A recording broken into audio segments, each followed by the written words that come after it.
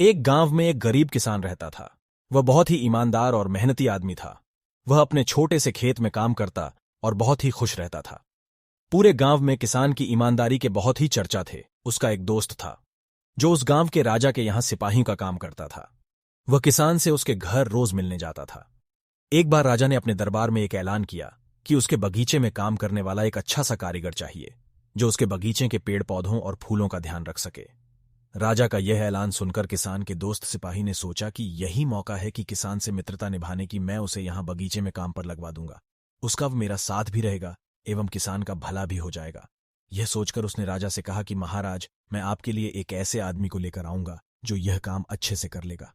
सभी राजा ने उस सिपाही को आदेश दिया कि जाओ, कल से ही बगीचे में काम करने के लिए कह दो। उसी वक्त वह सिपाही अपने दोस्त किसान के पास पहुंच गया और उसने किसान को बगीचे के काम की सारी बात बता दी और किसान ने भी काम करने के लिए खुशी खुशी हां कर दिया। अगले ही दिन अपने दोस्त के साथ राजमहल पहुंच गया। सिपाही उसे राजा के सामने लेकर गया और राजा ने उस किसान को बगीचे की पूरी देखभाल का काम सौंप दिया। राजा ने कहा, तुम अगर पूरी ईमानदारी के साथ काम करोगे तो तुम्हें 50 सोने की मुद्राएं हर महीने दूंगा।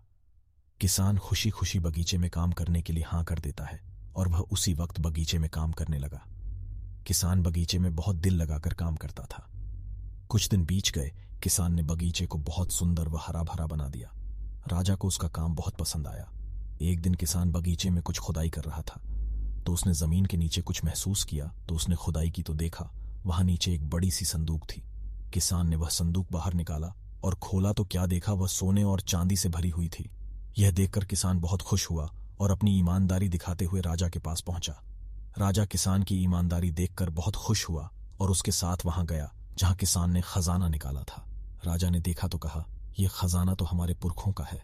हम कई वर्षों से इसे खोज रहे थे। खजाना देख राजा बहुत ही खुश हो जाता है। राजा अगले दिन किसान को पूछता है, तुम्हें क्या इनाम चाहिए? किसान बोला, मालिक, मुझे कुछ नहीं चाहिए। मेरे पास जो भी है मैं उसी में खुश हूं। राजा उसकी इतनी अच्छी बात सुनकर और खुश हो गया और उसने किसान को अपना मंत्री बनाने का फैसला किया। किसान ने राजा की बात मान ली और मंत्री बन गया।